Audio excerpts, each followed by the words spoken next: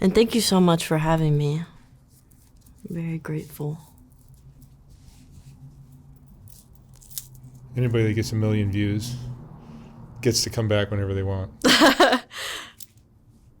You did a great job. I know, and then I saw my sister sent me the one, what is her name? Tyresha or whatever, the girl who did the P. Diddy one? Oh, Tania. Because I've seen her on here a bunch. Yeah, and then she's I been was on like, before, wait, but in her first video, she talked about that. Yeah. And I just I didn't even pay attention to it. Yeah. So she went to a P. Diddy party, big fucking deal. Yeah. Now it's huge news. Yeah. And she had a whole story to tell. That's insane. That video's got 1 million views in 2 days. Wow. Hopefully it doesn't get taken down. I know. Everyone's saying it's going to get taken down. Oh my gosh. Not by me. All right, October.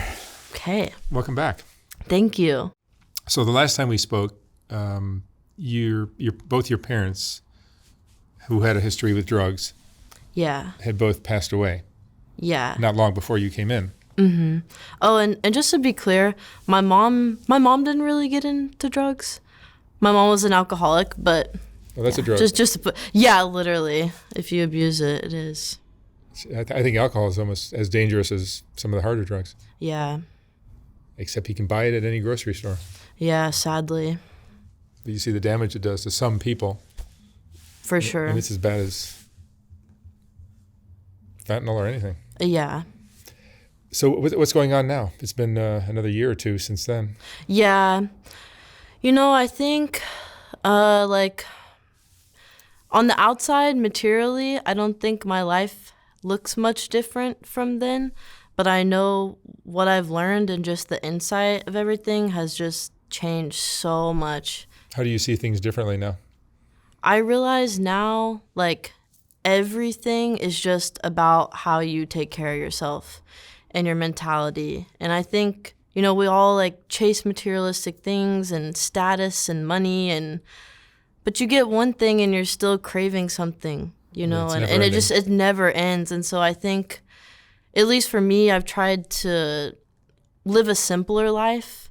I've realized I'm so much more fulfilled living a simple life than trying to chase something that is either unachievable or just in my head, or someone else has it and I think it would be cool in my life.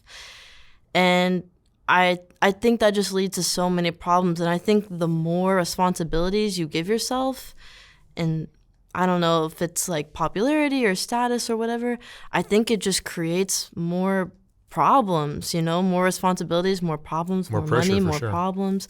Yeah. And I think, especially if you don't have the foundation of a good mental health or the way you see yourself, it all just crumbles underneath that. So if you don't really care about yourself, but you have the flashy bag, the flashy clothes, the flashy house, and you don't care about yourself, you'll end up losing the house, the bag, the clothes, Is this a lesson you learned from watching your parents and the way they live their lives? 100%. Yeah. Yeah, because I think, it was weird, especially with the dynamic of my mom and my dad. My mom was very I don't need anyone to help me. I'm independent. I can do this on my own.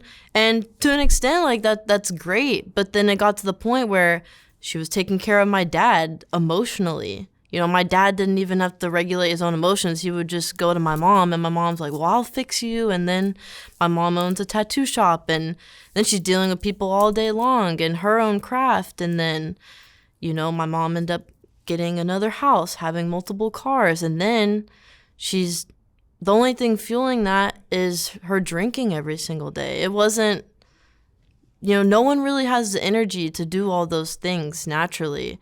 She was fueling it with alcohol. So then when the alcohol started controlling that aspect, making her sick and things like that, then everything just started to fall. She couldn't maintain the tattoo shop, couldn't maintain the houses, my dad, the cars, Maybe financially she could at first, but then my dad was in and out of rehab and things like that. And so I realized if you don't have the foundation, you don't believe in yourself, or it's not you doing it all organically, then nothing will support whatever comes after that.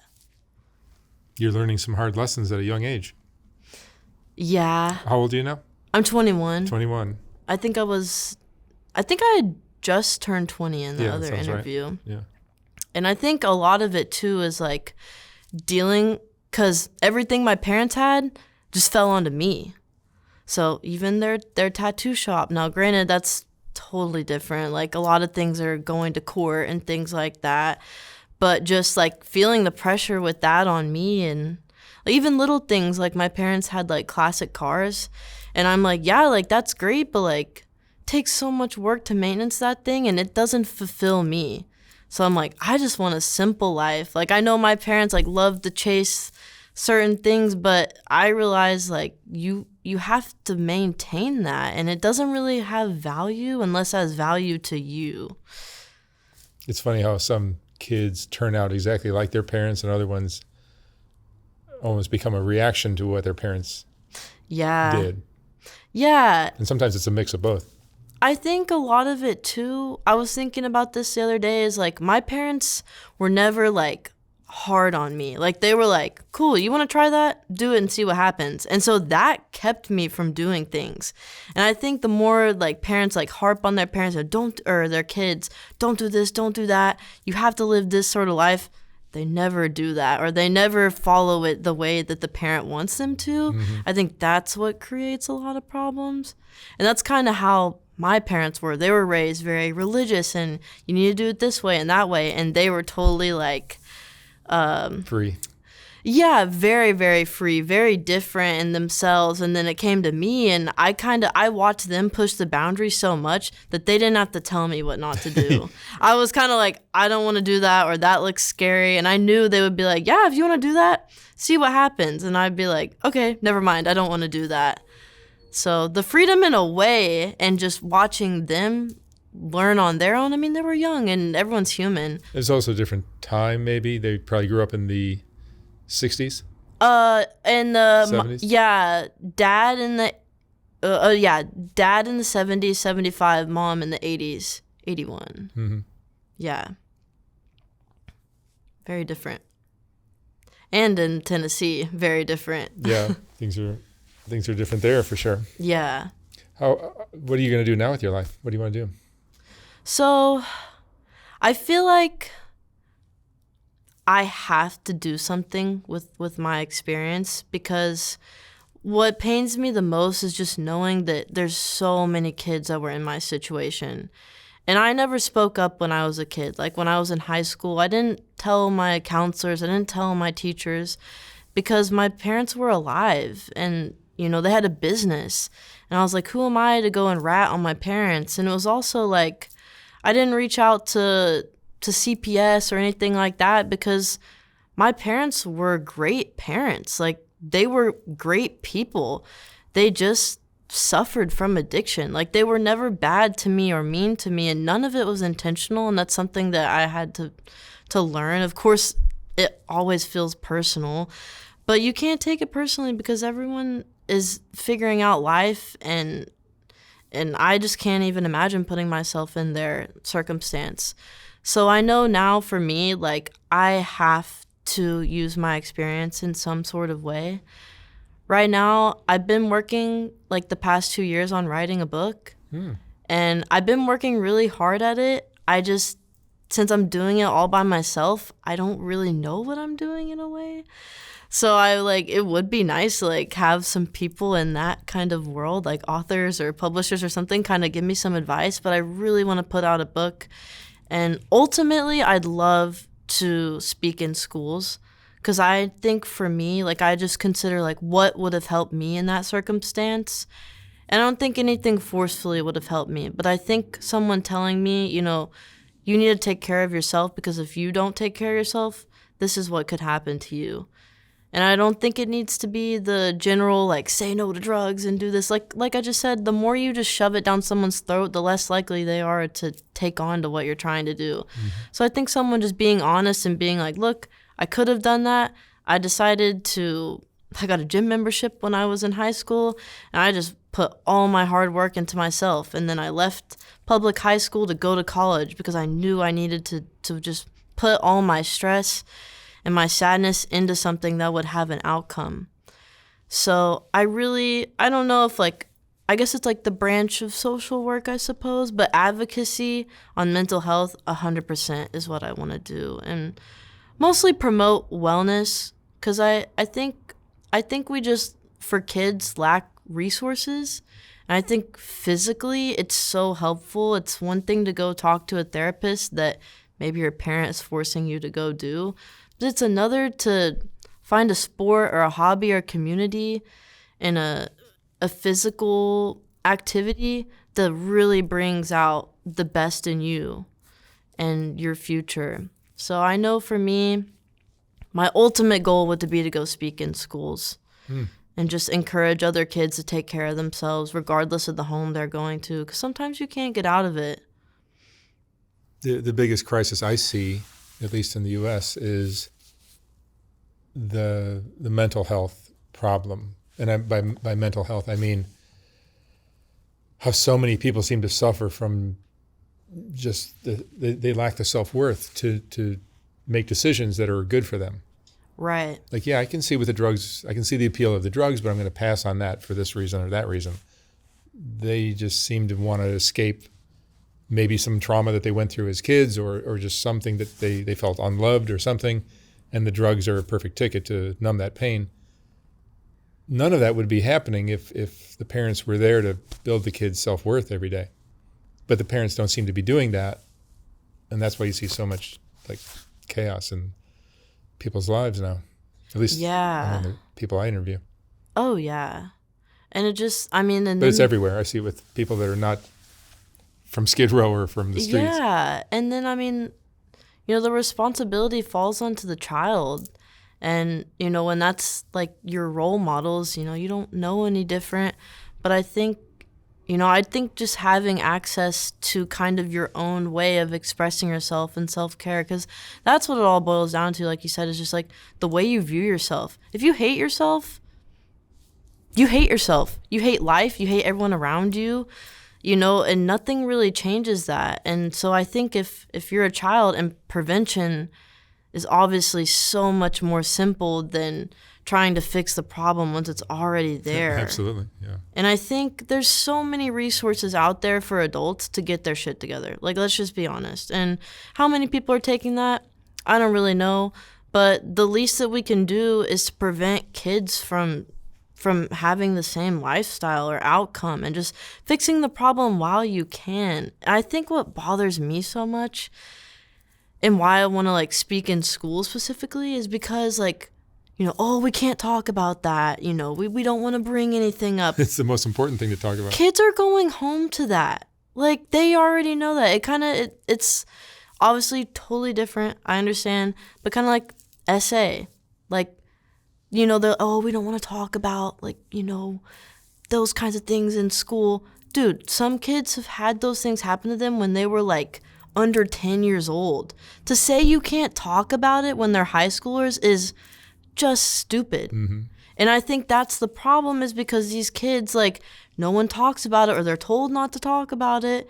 And they're like, well, dang, like, how can I talk about this? It's a big deal.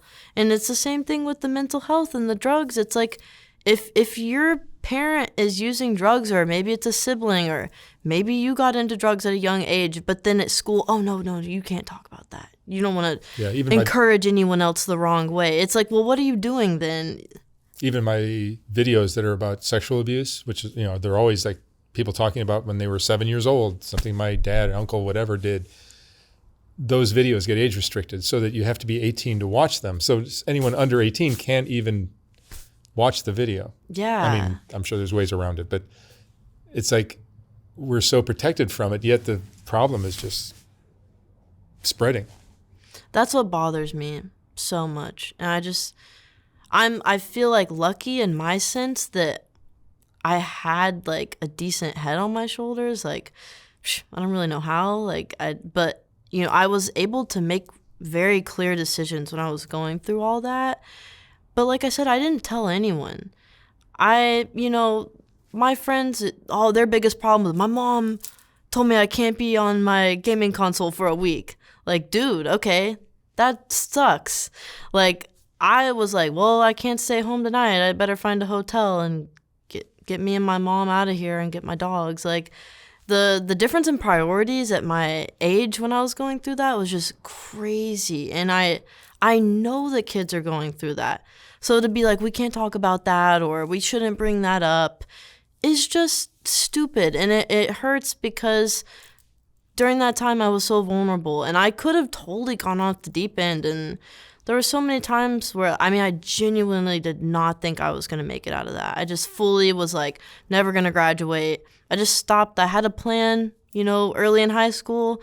Like halfway through high school, I was like, there's no way I'm going to make it to 18. There's no way. My parents are going to kill me. Or I'm going to get caught up in something, or I didn't want to hurt myself, but I didn't know what was going to happen. My emotions were like starting to get out of my control at one point. I just didn't know. And again, I didn't want to get CPS involved. Like, I loved my parents. I didn't want to go to foster care. How would you just, other than the drug issues, how would you rate your parents? How would you describe they were good parents or no? Amazing. Yeah. Yeah, they were so like loving and like. And you're an only child? I was raised an only child. I have a half sister who's 8 years older than me, but she was raised with her mom's side of the family. We share the same dad. Got it. And so I didn't grow up with her at all. And so now, granted, we're close after my parents passed, but your parents, you feel like they did a good job with you? Amazing. Yeah, for sure. And I think that's why I have the perspective I have now. Had they been on drugs when I was a child and prioritized, I don't like to say that, prioritized drugs over me, because I know that wasn't the case at all. But had I seen that go on and felt them choosing other things over me in the beginning, I don't think I would have respected them the way I did towards the end of it, because I knew they loved me. Like, that's why my mom held out as long as she did. And that was one of the things, I was like, you need to leave my dad. And she goes, but I can't, because we have too much together and it won't be able to support you. And I want you to do great. And that's why I'm out here. Like, if my mom and dad didn't love me, I wouldn't be out here. They pushed me so hard. I mean, they pushed me to go to UCSD and I got in. They are the ones supporting me, paying for me to go to horseback riding. Like, they fully supported me, and not just on a financial level, of course, but I mean, like, they loved me more than they loved themselves, and it was so obvious. That's great to hear. I mean, that to me, that's what I'm hoping people gain from watching my videos, is that a parent's responsibility, the number one responsibility, is to take care of their kids' self-worth every day. Like, if you're not doing that every single day of the year of that kid's life, you're dropping the ball, I think. Right. And I mean, it's not to say like of course I saw things go on and like. And the same thing with your partner too. Yeah. Not just as a parent, but also as a husband, wife. I think supporting your partner's mental health, self-worth, so important.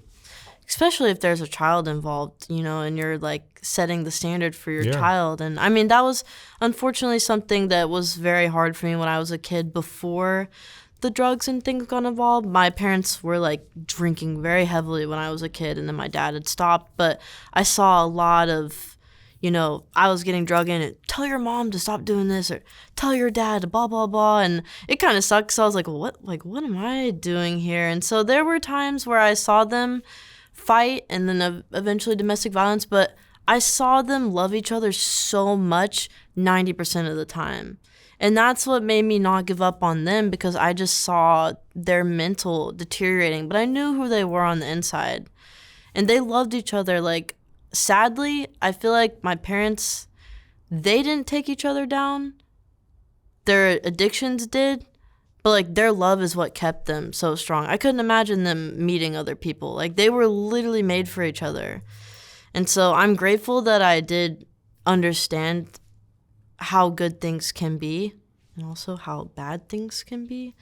But I think just like the mentality and the mental health, that's why I just like harp on it so much. I'm like, if you don't care about yourself, nothing else matters. And I think that's what kind of was sad with my parents, is like they started to love me more than they started to love themselves.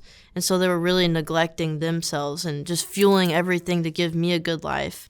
And that's great. Like, I'm super grateful for that. But now don't have them anymore. And that makes me so sad. Yeah. Taking care of your own mental health is the first step in taking care of anyone else's. Yeah. A lot of people don't quite take that view where they're taking care of their kids, but they don't really take care of themselves as well. Yeah. And that's a mistake, I think. Huge problem. Yeah. And has what we just talked about affected your relationships with your friends or romantic partners or anything like that? Definitely in the sense of like, kind of almost like my parents, where I would kind of not pay attention to my needs and pay attention to other people's needs and be comfortable with things. I think, too, I was so used to with my parents things being really inconsistent. So one day they're there and they fully love me, and the next they're totally disassociated and not paying attention to me and whatever. And I would just still give them the benefit of the doubt, give them the same amount of love. So unfortunately, I took that into relationships and friendships, and I was like, well, I'll just keep sticking it out, and I'll just keep loving this person. And then eventually, I met someone, and they rejected me, even though I like loved them so much. I think I thought I loved this person. They didn't really even like me, it's kind of sad to say, but that experience made me realize there's too many things that I'm allowing to stay in my life that aren't serving me. And so it's kind of strange, but I like really got it together after that. And I started saying no to things that I was comfortable with. And especially with my parents, so many people are just, oh, you're doing great, everything is okay. But I needed that. I needed that push to someone be like, you might be okay, but let's get going, do something with your life. So after just waiting around on this person to reciprocate the same love I was giving them, no, they totally rejected me, and I was like, I've got to reject this other stuff in my life that I just allow. And so this is pretty personal, but when I was going through all the stuff with my parents, I smoked weed. It was like one of my things that just helped me be calm and get things done. And I don't think I would have gone to college at 16 without having to smoke weed. Like, I would smoke before my school, go get a coffee, sit in my 8 a.m. lecture, and just get it done. And that's how I relaxed and functioned. And for so long, I did that. And then I came out here, and, I was still smoking weed. And then one day I was like, I'm not in that traumatic headspace anymore. Like, what is the point of doing this? So I was like, you know what? Break up with that. Get rid of that. Let it go. So that's something, it's like, for me, it's something small, but I'm hoping eventually, I'll be like, woohoo, I knocked that out of the way. That never got in my way, but seeing my parents, I realize I'm a very intense person. And so I'm like, go ahead and knock it out. Like, you think you can't get rid of it? Let's see it happen. Got rid of that. And I've always been in the gym, so I just really focused on the gym and things like that. And I just, having that little rejection with that person, relationship, whatever, really made me prioritize myself again. Because I would think about my mom, and I'm like, I don't ever want to be put in that situation where I just care about someone else or my lifestyle more. I caught myself doing it. And so I was like, no, we're getting it together. And I've just really focused on writing the book and things like that. It gave me the courage to leave my job. I was working in a restaurant for 3 years, and it was just so abusive, everything I was dealing with. And I would have just stayed there because I need this job, and I'm lucky to have a job. Yeah, but you don't deserve to have a job like that. So finally, I had the courage to walk away. But I think that wake up of someone finally saying no to me, so I was so used to just, yes, you can have this, or yes, this is fine, or this is comfortable. For that discomfort made me start to stand up for myself a lot more. And even recently, I got into jujitsu because I was like, I want to try something new and test myself. I just took my first group class the other day, all men, got my ass kicked. But I had to do that, And it's crazy because it's made me so much more confident. And I think of myself as a confident person.